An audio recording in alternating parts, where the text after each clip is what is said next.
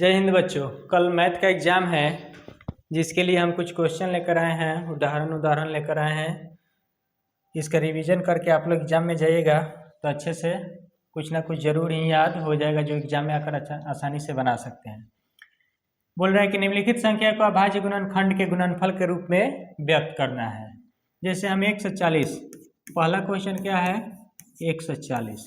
140 को हम हल करने जा रहे हैं। क्या हल करना है तो 2 से काटेंगे तो ये 70 बार में, फिर 2 से काटेंगे तो ये 35 बार में, फिर अब ये 2 से नहीं कटेगा, अब इसके ऊपर से चेक करेंगे 3 से नहीं कटेगा ना, 5 से कितने बार में 7 बार में, और 7 से 1 बार में कटेगा।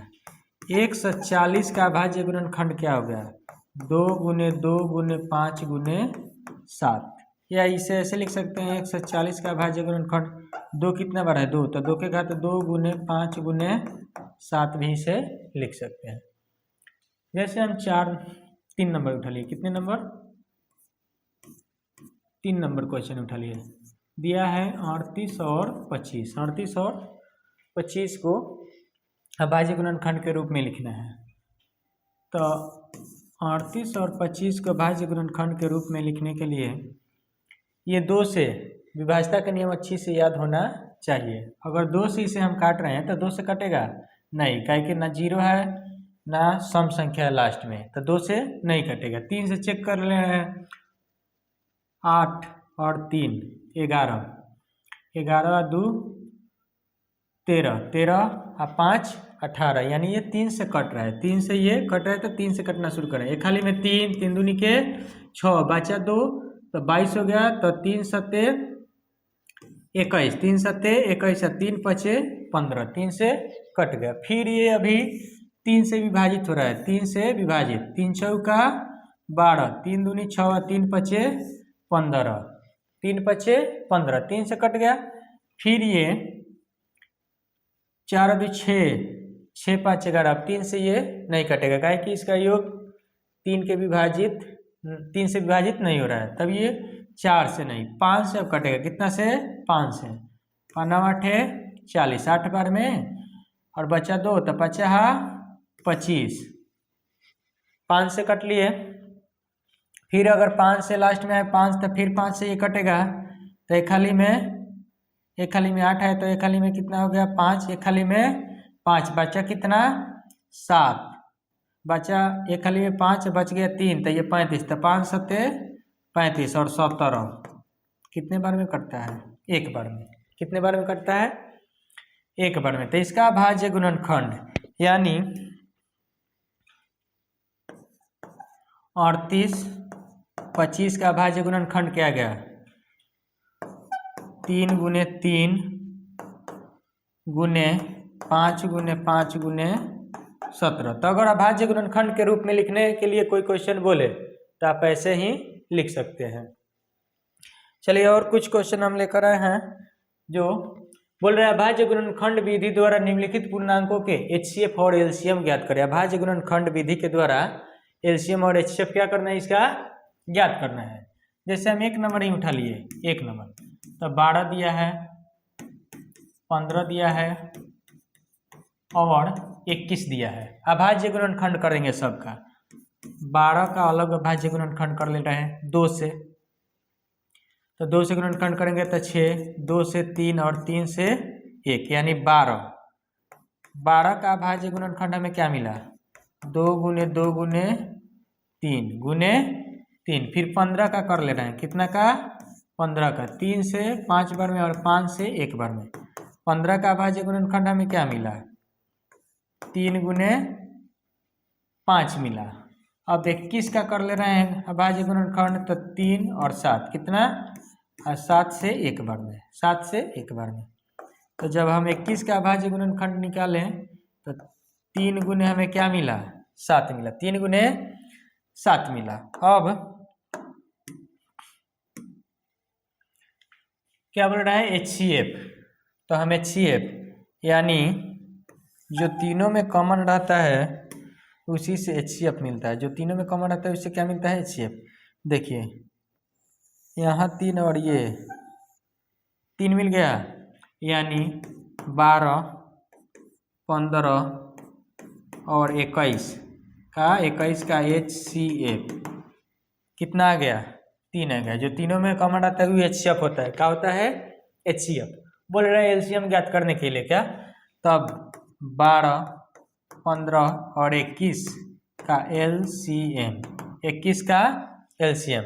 तो जो HCF है उसको लिख लेते हैं, जो HCF है उसको लिख लेते हैं, और जो बचा हुआ है वो सब तो 3 गुने 2 गुने 2, फिर नीचे क्या बचा है 5 बचा है, फिर क्या बचा है 7 बचा है, क्या बचा है 7। अब इसको गुना करेंगे, क्या करेंगे गुना, 5 दूनी के 10, 10 दूनी के 20, 20 तिहाई 60, 20 तिहाई 60, और 60 में 7 से तो 6 सत्ते 42, 4 से कितना आ गया 420, 420 इसका क्या हो गया एलसीएम हो गया, 420 एलसीएम।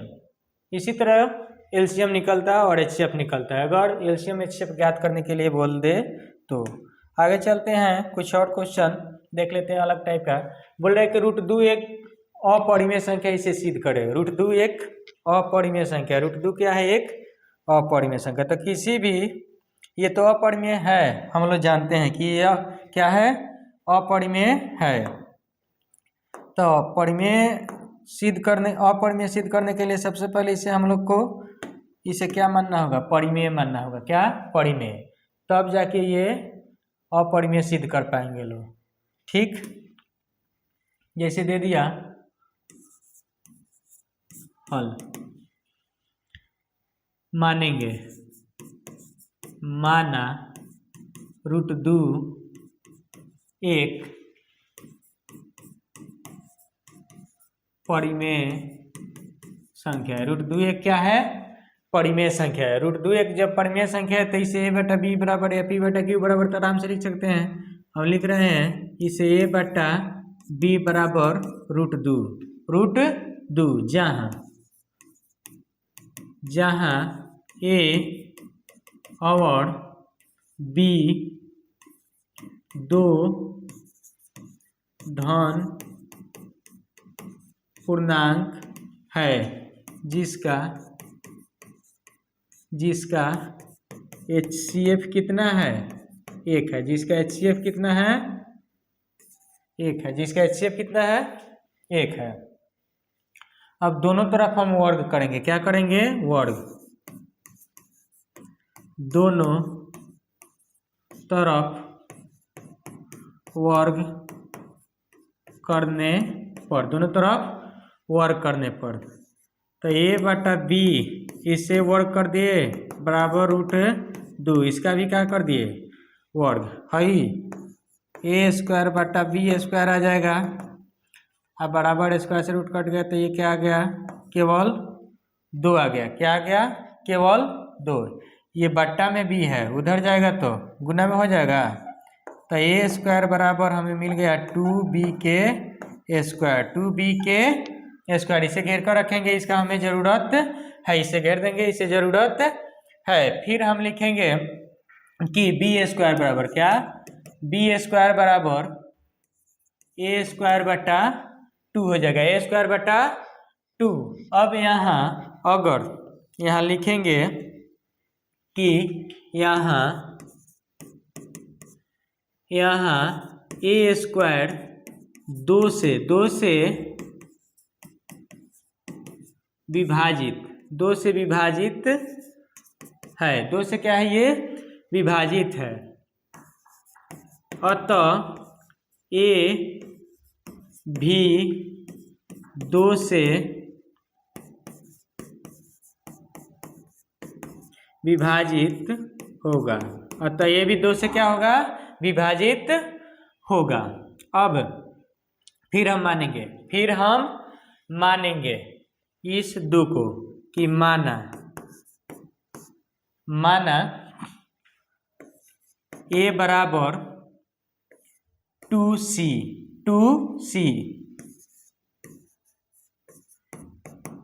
जहाँ c अन्य पूर्णांक है, जहाँ c क्या है अन्य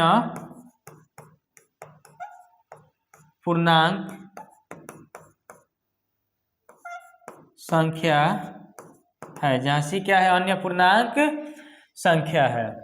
अब इन दोनों को दोनों तरफ फिर क्या करेंगे, वर्ग, दोनों तरफ वर्ग करने पर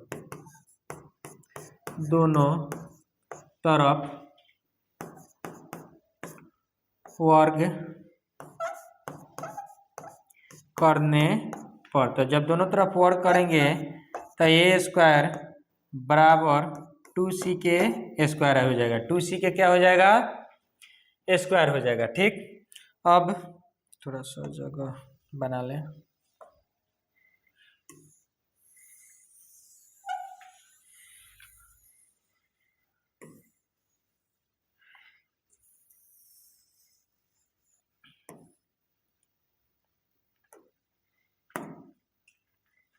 ये देखिए ए का स्क्वायर, उसी तरह ये 4c का स्क्वायर हो जाएगा।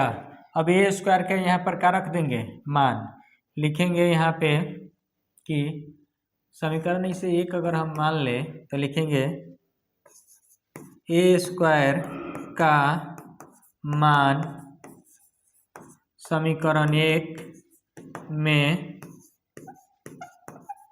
रखने पर, ए स्क्वायर का मान समीकरण अगर हम एक में रख दे रहे हैं तो ए स्क्वायर का मान ये है, तो 2b के स्क्वायर बराबर 4c के ये स्क्वायर हो जाएगा, बराबर 4c के, दो दूना के 4, तब बी स्क्वायर बराबर हमें मिला 2c स्क्वायर।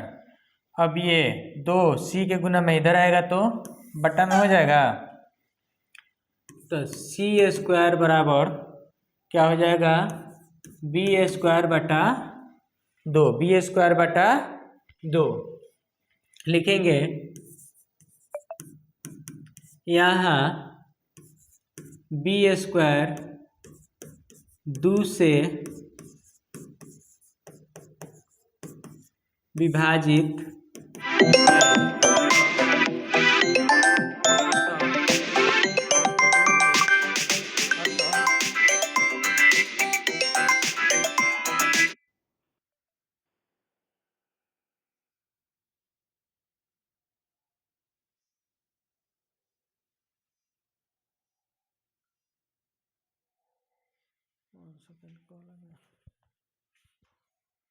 अतः यहाँ बी स्क्वायर 2 से विभाजित है, अतः बी भी 2 से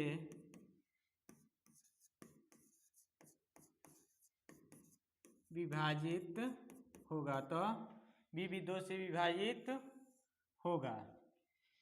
तो जब दोनों संख्या ए और बी 2 से विभाजित हो रहा है तो इसका HCF क्या हो जाएगा, 2 हो जाएगा। क्या हो जाएगा, 2। HCF क्या होना चाहिए, 1, तभी जाके परिमेय संख्या होगा। तो हमारा मानना क्या हो गया, तो अब लिखेंगे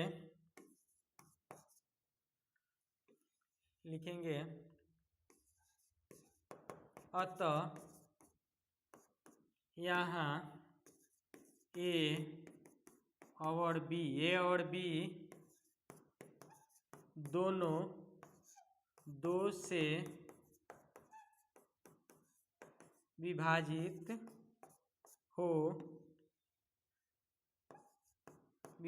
हो रहे हैं,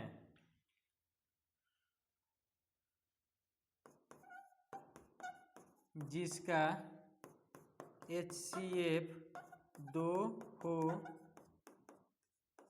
जाएगा। अतः हमारा मानना गलत है, अतः हमारा मानना गलत है। √2 क्या है, √2 अपरिमेय संख्या है। तो हमारा मानना गलत है, √2 क्या है, एक अपरिमेय संख्या है। तो इस तरह से आप लोग बनाइएगा, तो 4 नंबर में अगर पूछे तो 4 नंबर मिल जाएगा, और 5 नंबर में पूछते तो 5 नंबर मिल जाएगा। ठीक, आगे देखिए, आगे क्वेश्चन दिया है कि आगे क्वेश्चन आपका, चलिए दिया है क्वेश्चन कि HCF 3 से 6 657 बराबर 9 दिया है, तो एलसीएम हमें क्या करना है, ज्ञात करना है। जब यहाँ HCF लिखा है यानी यहाँ HCF है, 9 क्या है HCF, और एलसीएम हमें ज्ञात करना है। एलसीएम और HCF का फॉर्मूला हमें याद है कि लिखते हैं लो, पहली संख्या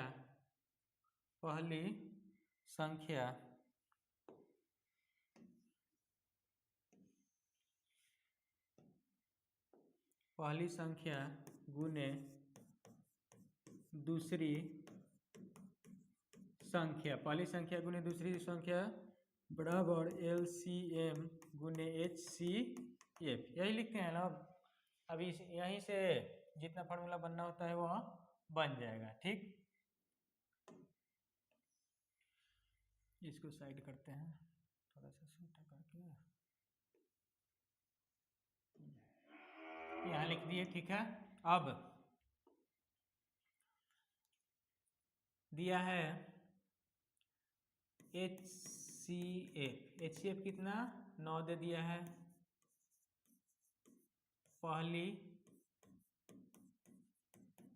संख्या कितना दे दिया है 306 दे दिया है, दूसरी संख्या कितना दे दिया है 657 दे दिया है, और हमें एलसीएम क्या करना है, ज्ञात करना है। एलसीएम क्या करना है, ज्ञात करना है। तो एलसीएम ज्ञात करने के लिए फार्मूला है मेरे पास, एलसीएम बराबर डायरेक्ट फार्मूला हम लोग को यहाँ से निकाल लेंगे।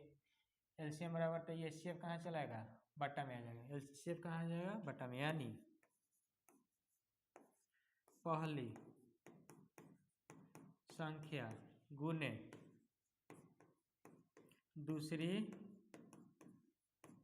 संख्या बटा HCF बटा HCF। पहली संख्या कितना दिया है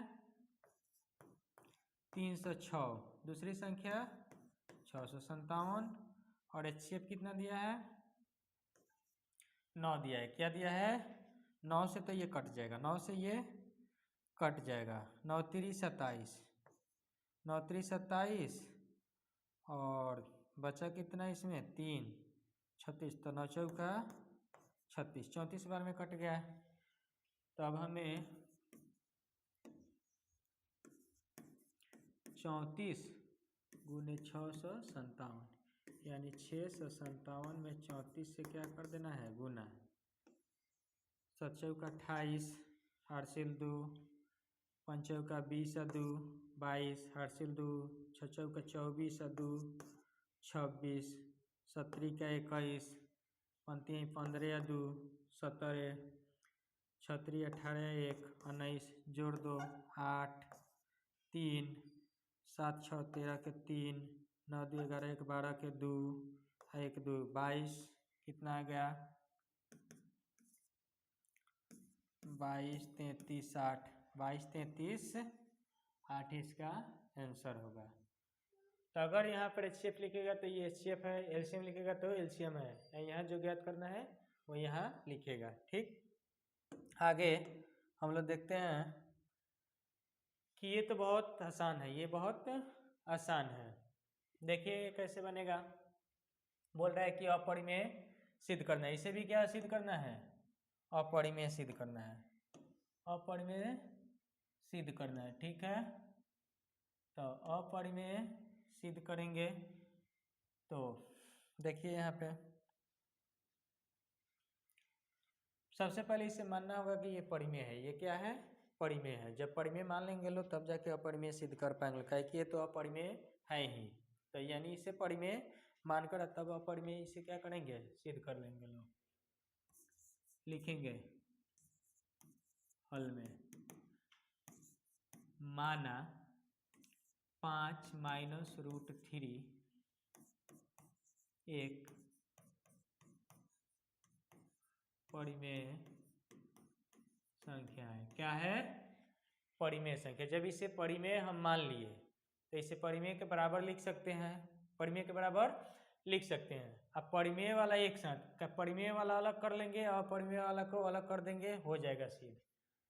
तो इसे a/b बराबर 5 माइनस रूट 3 मान ही सकते हैं, जहाँ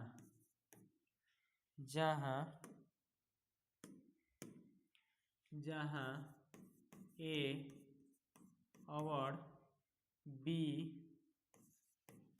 दो धन पूर्णांक है, जहाँ a और b दो क्या है, धन पूर्णांक है। ठीक, अब ये प्लस में 5 है, इधर आएगा तो माइनस में 5 आ जाएगा। तो a/b -5 उधर बच गया माइनस रूट 3, इसे हल कर लेंगे। a माइनस तिरछा तिरछी 5b अब बटा में b या बराबर में माइनस रूट 3। अब देखिए तो ये पूरा परिमेय दिख रहा है और ये अपरिमेय, कभी बराबर होगा, कभी बराबर नहीं होगा। यानी ये यहाँ विरोधाभास की स्थिति आ रही है, विरोध कर रहा है ये, है कि ये दोनों बराबर हो नहीं सकता है। तो एक परिमेय है एक अपरिमेय है, दोनों कभी बराबर नहीं होगा, तो ये क्या हो जाएगा, गलत। तो यहाँ लिखेंगे, हो गया सीधे, यहाँ a माइनस 5b बटा b एक परिमेय संख्या है। क्या है, परिमेय संख्या है, तथा माइनस रूट 3 एक अपरिमेय संख्या है। यहाँ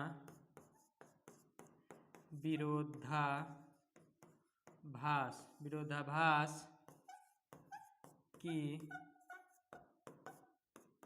स्थिति बन रही है, अतः हमारा मानना गलत है, अतः हमारा मानना गलत है। 5 माइनस रूट 3 5 माइनस रूट 3 एक अपरिमेय संख्या है। 5 माइनस रूट 3 क्या है, एक अपरिमेय संख्या है। ठीक, अब देखिए कुछ और क्वेश्चन यहाँ पे।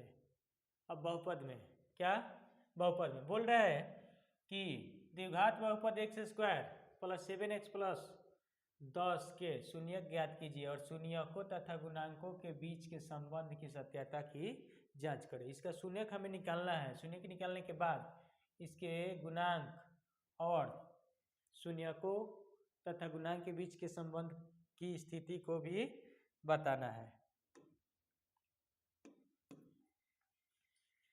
लिखेंगे हल में, दिया क्या है, x² प्लस 7x प्लस 10। सबसे पहला स्थिति इसमें होता है कि फर्स्ट पद और लास्ट पद में क्या करना है, गुना। फर्स्ट पद और लास्ट पद में गुना करेंगे तो फर्स्ट यहाँ 1 छिपा है तो 10 यानी गुना करने पर हमें क्या मिलना चाहिए, प्लस में 10 मिलना चाहिए। बीच वाले को ऐसे तोड़ना है कि गुना करने पर 10 और जोड़ने पर 7 मिलना चाहिए, प्लस में 7 ही मिलना चाहिए। तो हम बीच वाले संख्या को ही उठाकर तोड़ना शुरू करते हैं बहुत आसान तरीका से। अगर बड़ा यहाँ बड़ा अंक है तो गुणनखंड करते हैं, इसका क्या करते हैं, गुणनखंड, और नहीं तो बीच वाले संख्या को लेकर तोड़ लेते हैं। जैसे इसको तोड़ना है तो यहाँ 1 और 6 लेंगे, 7 को तोड़ना है तो, और एक बढ़ेगा एक घटेगा। तो अब यहाँ 2 या यहाँ 5, 5 दूना के 10 तो आ जा रहा है, 5 और 2 7 भी हो जा रहा है। 5 दूना के 10 5 और 2 7 यानी यही 2 अंक ले लेंगे तो हो जाएगा। यानी फर्स्ट वाला x² वही और 10 इसी तरह तोड़ना हमें है 2x प्लस 5x में तोड़े, किस में तोड़े, x² प्लस 2x। 7 को तोड़े हैं 2 में और 5 में और 10 उसी तरह। अब इतना में देखते हैं कॉमन और इतना में, तो इन दोनों में x कॉमन है। क्या कॉमन है? x कॉमन है। तो यहाँ लगाएंगे, जब x जो चीज़ कॉमन लेते हैं उसी से भाग लगाते हैं। कॉमन ले लिए दोनों में से x, तो x में x में भाग लगाएंगे तो केवल x बचेगा, x स्क्वायर में भाग लगा। यहाँ 2x में x से भाग लगाएंगे, x कट जाएगा तो 2 बचेगा। क्या बचेगा? 2 बचेगा। यहाँ 5 और 5 दूना के 10 होता है, यानी 5 कॉमन है इसमें, तो 5 से भाग लगाएंगे तो खाली x और 5 दूना के 10। बाहर वाला एक साथ लिखते हैं, x + 5 और x + 2 दोनों के 0 के बराबर करेंगे। x + 5 बराबर 0 और x + 2 बराबर 0 लिखते हैं। ठीक, प्लस में 5 है, उधर जाएगा तो माइनस में 5, माइनस में 5, x बराबर -5, x बराबर -2। शून्यकों और गुणांकों के बीच संबंध के भी जांच हमें करना है। तो यहाँ ये अल्फा मान लेते हैं -5 है, ये यहाँ बीटा क्या हो गया -2। ये शून्यक हो गया और इसका गुणांक इसमें से निकालेंगे, गुणांक इसमें से। तो गुणांक x के गुणांक क्या है? 1 है, यानी a का मान 1, x स्क्वायर का गुणांक 1 है। फिर केवल x का गुणांक 7 है, यानी b का मान कितना हो गया? 7, और c का मान कितना हो गया? 10। ए बी सी का मान गुणांक निकाल लिए, शून्यक निकाल लिए, दोनों के बीच संबंध होता है। पहले अल्फा प्लस बीटा बराबर क्या होता है? -b/a। अगर दोनों बराबर आ गया तो सही है। अल्फा के मान -5 और जोड़ना इसमें -2, माइनस तो उसी तरह, और बीटा के मान 7, क्या हो गया? b का मान 7 है, 7, और a का मान क्या है? 1। क्या है? 1। अल्फा प्लस बीटा -b/a हो गया। ठीक है, -b/a। तो यहाँ देखिए क्या हो जाएगा कि बीटा का मान c/a, alpha plus beta -b/a beta c/a, alpha plus beta. हाँ ठीक है। अब देखिए यहाँ पे 5 और 2 माइनस में 7 हो जाएगा, और ये भी माइनस में 7, दोनों बराबर आ गया, दोनों बराबर आ गया। ठीक है, अब alpha into beta, alpha into beta, यहाँ पे हम लिख सकते हैं जांच। क्या लिख सकते हैं? कि जांच कर रहे हैं। c/, क्या होता है? a। तो अल्फा के मान -5 गुना -2, c का मान 10, ये 5 दूना के प्लस में 10 है, इधर भी 10, दोनों क्या आ गया? बराबर। तो जांच भी कर दिए लोग, क्या शून्य का और ये गुणांकों के बीच क्या सत्यता की हम लोग जांच भी कर दिए। ठीक, अब इस वीडियो में इतना ही रहने दे रहे हैं, अगले वीडियो में फिर और बना कर रहेंगे।